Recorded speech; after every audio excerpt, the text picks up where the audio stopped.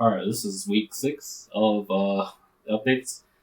We'll just start with the usual, finances and all that. This is my first trading account, just a little short clip of how my trades went throughout this week for the first account. I did a pretty big trade, made almost $350, which was pretty great. I wasn't expecting the stock to go up that much, but I did have a feeling that the stock was pretty undervalued and it was going to do a reversal very soon just because it hasn't the past couple of days, and that's kind of the trend for it. So I assumed that it was going to happen, and it did. And it went up a lot more than I thought it was. I was only expecting to make maybe like $100 or something, but I'm not going to complain about making like 3 times that or something, right? But there's not really too much to talk about in stocks. Like I don't really know what to talk about in stocks. I don't really want to say what stocks I trade just because, like I said, I'm responsible if anyone decides to trade the stocks that I trade. And like I said, I trade very risky stocks at times, and if you don't have a lot of experience or knowledge in it, you might lose a lot of money, and that would be my fault just because, or a lot. It will be partially my fault just because I had some influence on someone deciding to trade those stocks and all that. And I'd rather not be responsible if I can. So this is my second account. It's another clip. You kind of see my my trades.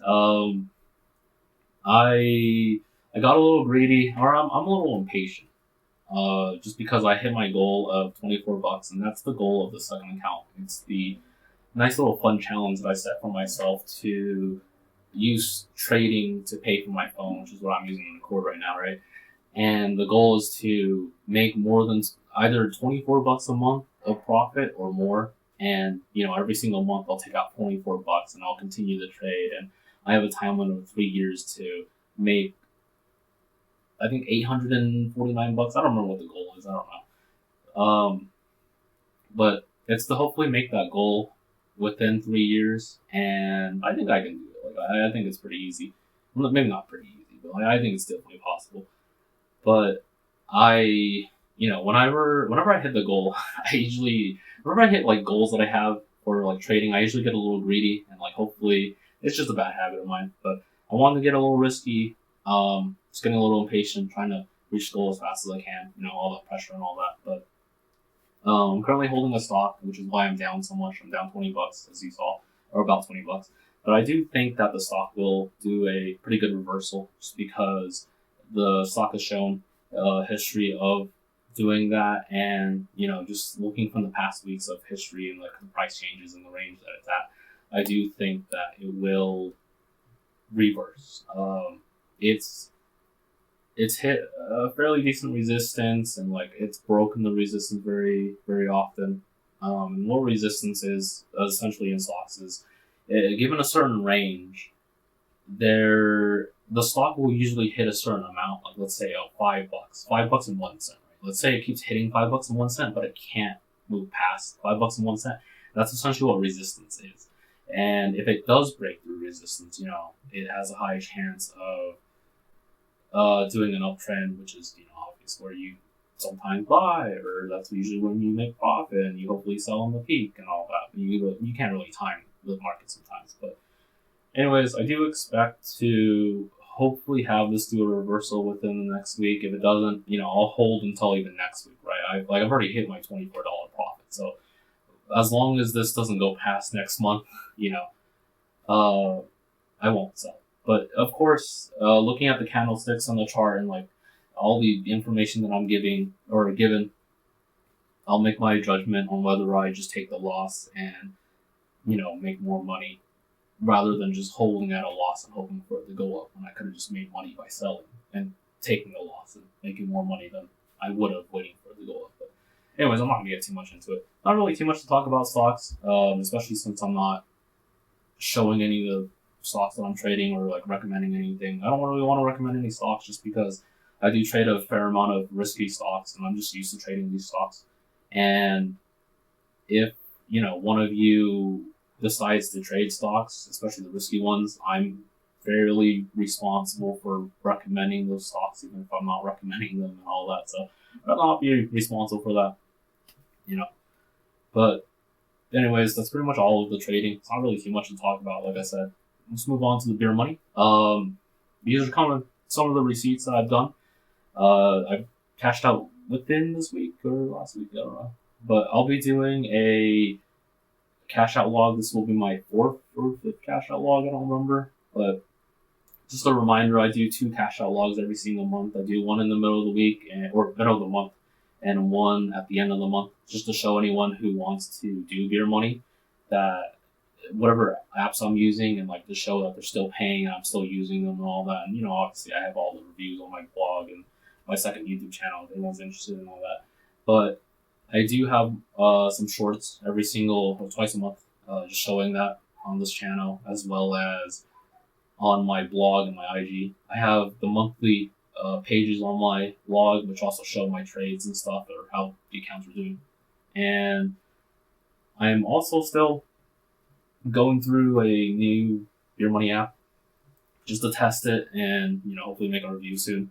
But one of my reviews that I plan to do very soon, which should come out on Monday, is on Just Play.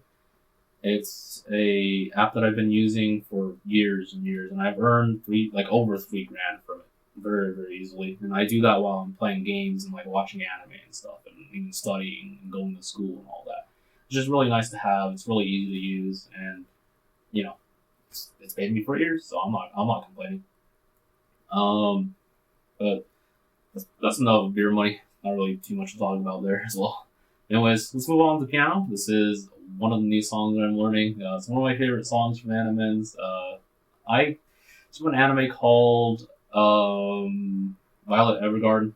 It's a pretty nice anime. It's about like a war orphan girl who, like, the war ends and she has to learn how to live her life not as a soldier and all that. It's a pretty nice slice of life anime. I'd recommend it. But it's one of the songs from it. I think it's one of the endings. I don't remember, but the song's called Sincerely. But here's my first day working on it. Alright, I'm trying to learn Animen's piece of Sincerely. It's a really pretty song. I highly recommend listening to the whole thing instead of how it sounds here. But I looked through this a little bit, maybe like halfway, and it looks pretty easy to read.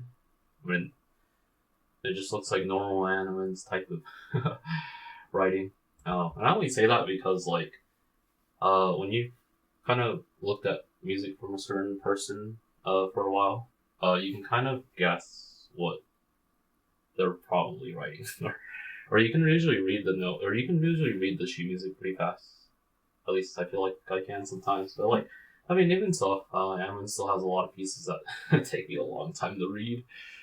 This one looks pretty easy. Hopefully I don't do too bad. Let me get my excuse out of the way really quick. I'm terrible at rhythm, so like my rhythm's gonna be really off, but then again, I'm just sight reading this. I'm only gonna be doing the first page, and then whenever I master the first page, we'll go through the second page and all that. But hopefully this first sight read isn't too bad.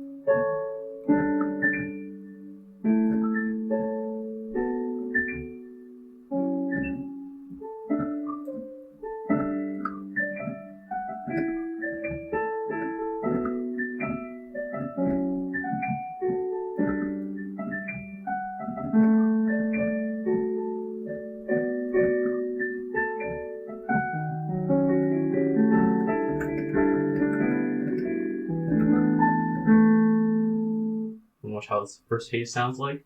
I could already tell I'm gonna be struggling with the bottom half. I'm just not really good at. I don't know why, but it might just be because I don't have a lot of songs that have the melody in the left hand. And like this, the melody's not fully in the left hand. It's like half and half. It goes like.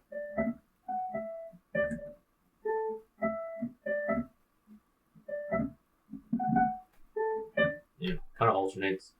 The jumps aren't too bad. I feel like normal jumps to me. Or normal type of Animenz jumps. This whole song doesn't, or this first page looks pretty easy, or was pretty easy to read. It's just a bunch of regular notes, I guess. I don't know. Of course, there's no fingerings. But usually, like, I've never used fingerings in my life. Like, I don't think I have. Other than, like, for violin. I've never used fingerings for, piano. And usually my fingers can usually figure out, like, what fingerings it is. And I assume that's because, like, you know, since I've, like, read music for, like, maybe 7 years of my life, without fingerings, I think my fingers have just learned to, like, instinctively find fingerings. Because there's, like, a lot of times where, like, whatever I'm asked, whatever fingerings I should use, or what I use, I have to, like, play through, like, I have to play through the measure again, slowly, just to, like, hopefully figure out what fingerings I use. Or sometimes, like, I'll practice through the song, and then, like, my fingers figure out, like, a new fingering that I haven't used, like, the first 50 times that I've been practicing this one section, and I'm like, oh boy, I hope I can find the fingering, and sometimes I can't, and then I just lose the fingering because, like, I don't know how most people do it. Like, I've only talked to, like, 2 pianists in my life, but I assume, like, most of them use their brain, but, like, whenever I play, I don't use my brain. Like, when I'm reading sheet music, like, my mind just goes blank, but anyways, enough rambling, but that's pretty much what the first page sounds. Practices throughout the week, and then see how it sounds by the end of it. Alright, so, it's actually a pretty easy song to read, in my opinion. It's definitely not the easiest thing to play. There's a lot of really, scary runs to do and make it sound musically and stuff. And that's kind of like one thing that I struggle on piano is like, I struggle to make songs like sound very musically and stuff. And like, it's one thing to play a song, and then it's one thing to make it sound very musically, especially when you get to like the very advanced pieces, or maybe not even very advanced pieces. You start to kind of understand the nuances of playing a note more lighter or slightly lighter, putting more emphasis in certain notes. And when you have so many notes, it's like, man, it's hard, you know? When you get to like the super fast songs, you're really playing like almost 10 notes a second. Like, it's crazy. And like, it's just really hard to make notes sound very clear when you're playing so many notes and all that. And I'm self-taught, you know? I've been self-taught for 10 years. I got a teacher like very recently, like 2 or 3 months ago. So I'm not great at piano just because, you know, I'm self-taught. There's only so much that you can learn being self-taught, and I'm far from talented. But I do plan to, you know, keep documenting this new song. Hopefully I learn it, and hopefully I play it for the next recital that comes up. That's one of my favorite songs. I do highly recommend learning it, or not learning it, going to listen to it. Animenz version of Sincerely. Really good song. Really pretty. It's not pretty when I play it, but anyways. Very easy song to sight read as well if you want to learn the song. Definitely not as hard as pieces. But anyways, let's move on to languages. Start with Mandarin as usual. I'll be taking my promos the promos to get into silver for next week. What I've been doing this week, you know, there's a little snippet of my notes right here. I'm going through my bronze 1 to bronze 5 notes, and within, I think later today maybe, if I'm not lazy, or even tomorrow or the next day or sometime next week before I start taking the test, I'll be doing some conversations with ChatGPT and stuff, and, you know, practice just speaking. You know, I gotta put some practicality there, and it's not really someone that I can really practice with, so better than nothing, right? It's not perfect, but it's better than nothing. And I highly recommend not using the voice system. It's not really great at pronunciation, or like pronunciating like Mandarin Chinese, and it's just not great. But the promo test will be in like 3 parts. It'll just be like one whole test, but like I'll be taking in 3 parts, and it should consist of like a conversation, something requiring me to, you know, use everything in bronze 1 to 5, and all that, whatever test ChatGPT throws at me, and it'll give me good enough judgment on whether I pass or not, and all of that. So hopefully the test goes well, and next week I'll have like a clip, like at least it should be like a 1-minute clip of me speaking, you know, just a self-introduction, the directions, the weather, shopping, whatever else I learned in Bronze 1 through 5. I don't remember what my rubric has, but it'll all be there next week. But anyways, let's move on to Japanese. So for Japanese, I am also in the same boat as my Mandarin Chinese. My notes right here. I'm just going through Bronze 1 through 5. Just skimming through my notes. I'm fairly confident that I'll pass for Mandarin and Japanese. I feel like those are one of my stronger languages and stuff for some reason. I mean, for Chinese, I feel like that's like a given, right? I'm Chinese. I should know how to speak right. Or it should be easy for me to learn to an extent. But I'm doing the same thing as as Mandarin Chinese. I'm going to, whenever I get to it, when I'm not lazy, either today or later today or tomorrow or next week, I'll do some conversations with ChatGPT and just make sure that I know how to create the sentences, which is what I struggled on in Japanese. And I think that's the hardest thing about Japanese. It's just very hard to make sentences, especially when it gets more complicated up in like the higher levels and stuff. And if you want to learn Japanese, I've got some grammar pages. I think I got like almost 18 pages or 20 pages on my blog, but it's all written in Romaji. So as long as you can speak English and you can read Romanized numerals like the A through Z alphabet, you can learn Japanese pretty easily with these. I don't have any kanji or hiragana because I'm not learning how to read or write. I just want to speak it and all that. But I try to make it as easy to understand as possible. It's and I'll eventually revamp it if it's not very well at explaining things, but I'll look it over in a couple months. But I forgot to mention this with Mandarin, but with Japanese and with every other language that I learn, I've been trying to, not that I haven't done it before, but I've been trying to think about things in the language, just very short sentences. Like when I go to brush my teeth, I think like, I don't know, like Mandarin Chinese, 刷牙 or something. I'll brush teeth, right? Or like when I see a cup, 杯子, right? Cup, right? And, I'll try to make short sentences like, 今、日本語を勉強します. I'm studying Japanese. I don't know why I said it in a formal way. I'm not even talking, so that needs to be in a formal way.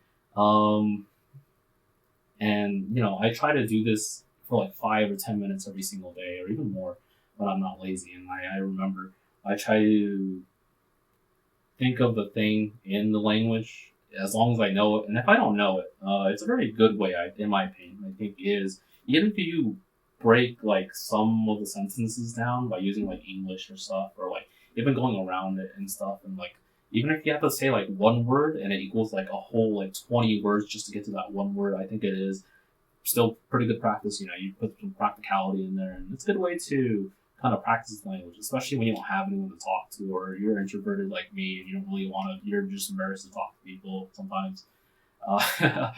But good way to practice. ChatGPT is also a good way to practice. It never judges you or anything. It's a very nice entity, thing, tool. I don't know. Anyways, move on to Spanish. This is the clip of me, or this is just a clip of kind of my learning process, or like what I'm learning this week. I'm working on the past tense, which is something that I've struggled on a lot before. And like I was learning Spanish for a little over a year. I took multiple breaks, but for months and stuff. But I was learning Spanish for for a little over a year, like I said. And what I got stuck on was past tense. So I'm pretty much where I was in Spanish with my ranking system when I swapped over. So like I'm pretty much caught up to where I was. And I was struggling to learn the past tense because it's like I just didn't do my due diligence to learn it properly and do my research and all that. But now you got ChatGPT, so it does everything for you, right? But I'm going through the past tense by making sure I understand everything, trying to memorize the conjugate, or how it conjugates the words and stuff into past tense and stuff. I'm only learning 2 of the past tenses. I don't remember what they're called. They're called something, but there's 3, I think. One that I'm learning right now is like completed past tense, is like you did something, and then one is more for describing things, I think. I don't know. I don't remember. Like going somewhere, like, I went somewhere, like, recently or something, like that type of past tense. And then the third one, I don't remember what that third past tense is, but it doesn't matter. The first 2 that I'm learning are the important ones because that's what Silver 1 requires for learning and all that. So whenever I get to the silver rank that requires me to learn the final past tense, I'll get to it, right? But that's pretty much what I'm working on right now. I'll be taking the test next week, just like I'm taking Mandarin, but I'm taking the silver 1 test just to make sure I can hopefully pass past tense. I'm not a big fan of learning past tense in Spanish, but whatever. Anyways, move on to German. This is a clip of how my German progress is going with ChatGPT. It's a struggle. Man, it's a struggle. Like, I feel like German is... it almost feels like I'm learning Japanese again, for the first time. Like, German feels like... but, like, more brain power or something, Like, I feel like I gotta put more brain power to it. It's like first, how I'm learning the 3 cases of German. So, like, how my brain works for this, right, is first I have to think, like, almost every sentence is nominative, which is the most basic form of sentence, like, ich bin man, right? I'm a man, or I'm a male, or whatever. And that's a nominative. And then you add into, like, accusative, like, ich sehe den Mann, or something. You have to convert, like, the article for man would be der man, and, like, you have to convert that to den man, and, like, you have to think in your head, like, oh, the action's being worked, or the action's being applied, or, I don't know, the accusative is essentially, like, the action being done to a certain person, like seeing someone or talking to someone, that's the action being done to someone else. And that turns the sentence into accusative. And then when you have an adjective there, you have to convert the adjective, or you have to conjugate the adjective as well. So, and then you have dative, which is when, I don't remember, when the thing is being acted with or something. I don't know, like giving flowers or something. I don't know. You obviously see I need more practice, but I'm working through all of those.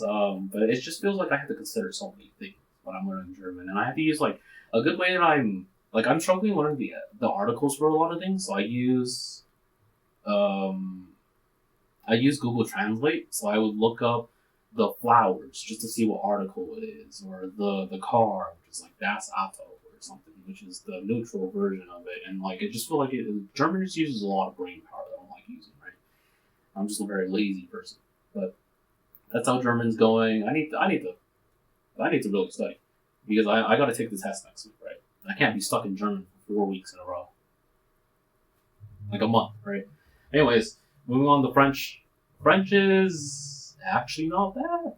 It's not bad. Something that I really need to do is I need to learn the articles. I don't know if you call them articles or particles or whatever, but in French is kind of like most languages that have, like, la and l, or le and la, or whatever.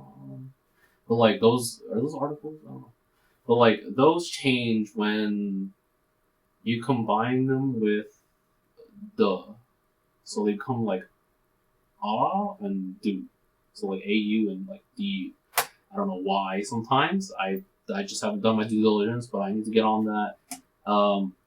That's what it reminded me of. But anyways, like, French is essentially the same level as my Spanish, except my Spanish is a lot stronger than my French. But at least for French, I'm also learning the past tenses as well. Thank God they only have, like, literally, like, pretty simple forms of past tense. You're using, like, avoir and, like, être, which is, like, to have and, like, to be, those verbs. And you use avoir for, like, literally, like, 90% of French, or 95% of French for past tense, which means I have done. Like, I imagine it to be like, I have done something. Like, to say, like, I have eaten, you say, like, j'ai mange, I have eaten. And that's how I imagine French past tense. And that's pretty easy, right? And then you have être, which would be, like, je suis allé au parc or something. I went to the park. Or something like that. I don't know. Our French is terrible. But French is pretty simple, at least when it comes to past tense. But I've been working with ChatGPT, like I said, as you saw in the clip. But I've been working with ChatGPT as long the same as, like, the other language, just going through sentences, making sure I can make these sentences, making sure I understand everything, hopefully memorizing how to conjugate certain endings and stuff. And luckily, it doesn't have any or as much ending conjugations as Spanish does. So thank God for that. So it saves me a lot of trouble. But I'll be taking my tests next week. I'm at least more confident in doing my French test than my Spanish test, just because I have way less to have to memorize and all that. Oh man, conjugations, I tell you. But anyways, my final language, Arabic. Arabic's been going fairly decent actually. I'm kind of surprised. I still need to find a good resource to like kind of hear Arabic. Like Google Translate's good and all, but like I feel like the problem with Google Translate is like it always uses the most formal version of every language and stuff. And with Arabic, there's like a fair difference of like formalities and like casual conversation. Because like in Arabic, you have like prefixes and suffixes for one word, and they add those two. Like sometimes they just have both for one word, and I'm just like what's the base word, you know? And they have that because it's the formality thing or something. And I still haven't learned that. I know I said I was going to do that like 2 weeks ago or 3 weeks ago, or however long I said that I was going to do that. But like, I still haven't. I'm just been lazy and all that. But I'll get on that whenever I can. But I've been practicing with ChatGPT, going through my Bronze 1 to Bronze 2. I'm on Bronze 2 right now, just memorizing all the vocabulary, making sure that I can make sentences and stuff. And I've been doing that with ChatGPT, and it's great. It's great at like helping with conversations and saying like, oh, hey, this is the mistake, and this is why your mistake is the mistake, and this is what you do to sound more natural, or how you can remember it a lot better. But I'll talk about a little more about like how you learn ChatGPT whenever I come out with the ranking system and all that soon, hopefully.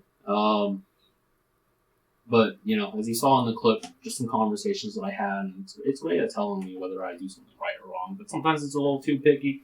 Like I get very lazy about like having like, especially in French, like I get very lazy about having like these little apostrophes on top of like the words and stuff, like the e's, and like the little curve thing under the c and stuff, like sava or something in French and stuff. And there's a lot of those in Arabic, at least for the H's. They got the little comma thing on the bottom.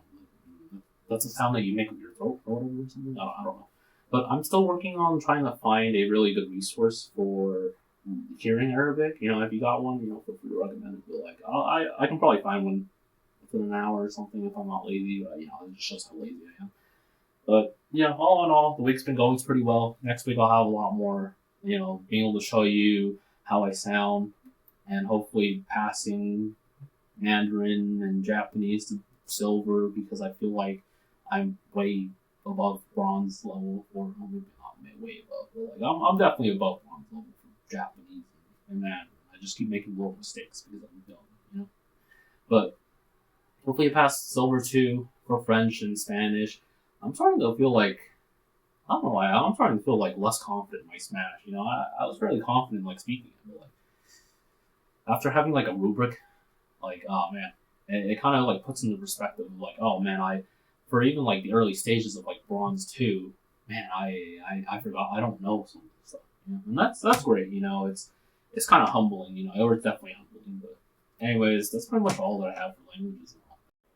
Anyways, that's kind of all that I have for this week.